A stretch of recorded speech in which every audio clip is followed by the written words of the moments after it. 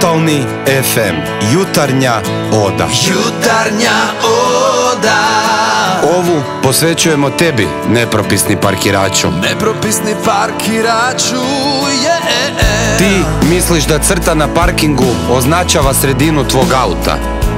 Za tebe ne vrijedi zakon fizike.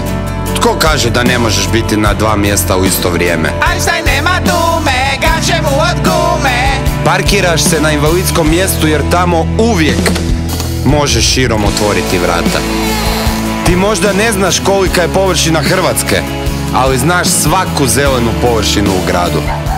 Tvoj auto je uvijek na mekanom. I zato ovu posvećujemo tebi, jahaču gradskih nogostupa.